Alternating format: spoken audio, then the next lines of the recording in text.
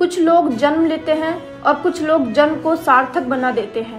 हम बात कर रहे हैं जामडोली जयपुर निवासी एक ऐसे समाज सेवी की जिन्होंने अपने जन्मदिन को पर्यावरण संकल्प में बदल दिया। दरअसल हम बात कर रहे हैं टाटा प्रकाश मीणा की। अपने जन्मदिन पर उन्होंने पिछले साल की तरह इस वर्ष भी हरियाली के अपने व्रत को साकार किया। उन्होंने पौधरोपण किया और वो भी ऐसे अंदाज में जो पूरे समाज के लिए एक संदेश बन गया। शमशान घाटों में पड़े अनुपयोगी कचरे का इस्तेमाल कर उन्होंने न सिर्फ इकोलॉजी को संवारा बल्कि यह साबित किया कि जहां जीवन रुकता है वहां भी एक नई शुरुआत हो सकती है। शाम को आदर्श नगर विधायक रफीक खान उनके निवास पहुंचे और कुछ गणमान्य जनों के साथ उन्होंने टाटा प्रकाश जी को शुभकामनाएं दी। स्वतंत्रता दिवस के मौके पर मेरे बर्थडे पर जो मेरे भाई मेरे जो मेरी ताकत है वो लोग मेरे साथ में हैं और जो भी आज मुझे जो संबल और शक्ति मिली हुई है इन्हीं की वजह से मिली हुई है।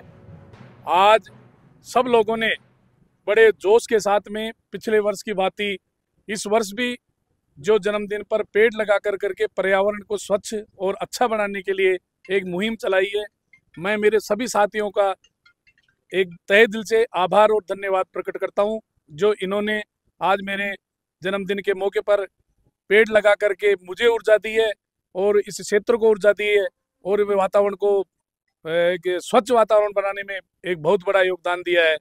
और गई साल भी हम लोगों ने सभी लोगों ने बिरसा मुंडा सर्किल से जामडोली बिरसा मुंडा सर्किल से आगरा रोड तक पेड़ लगाए थे, जिसमें पीपल गुल्लर जामुन के ही पेड़ थे जो लगभग 10, 20, 50 पेड़ खत्म हो गए। बाकी तो जितने भी पेड़ लगाए थे सभी पेड़ आज लहरा रहे हैं और मैं समझता हूँ कि 2-4 साल में तो एक ये रोड की एक काया पलट एक अलग ही हो जाएगी।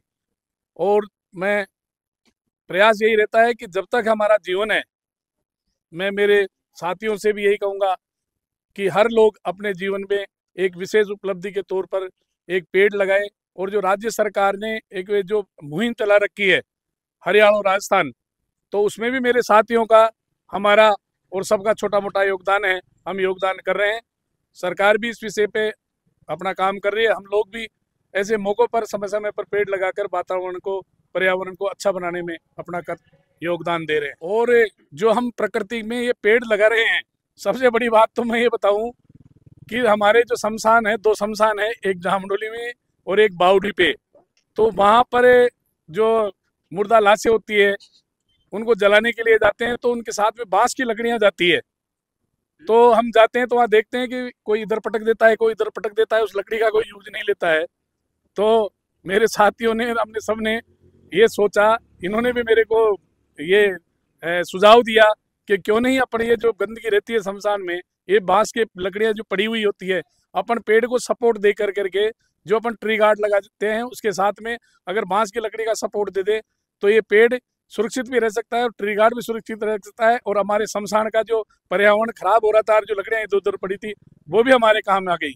तो मैं समझता हूँ कि जो एक अर्थी के साथ में एक बांस जाता है जिसको कहते हैं कि वो कपाल बात वो करते हैं, तो उनको भी जो मृत आत्मा है उनका भी जो साथ में गए हुए हैं, तो वो लकड़ी अगर काम आ रही है तो हम तो ये समझते हैं कि उनके साथ में हमारा भी उद्धार है और प्रकृति का भी उद्धार है और शमशान में पर्यावरण भी स्वच्छ और सुंदर हो रहा है। भारत माता की जय, भारत माता की जय।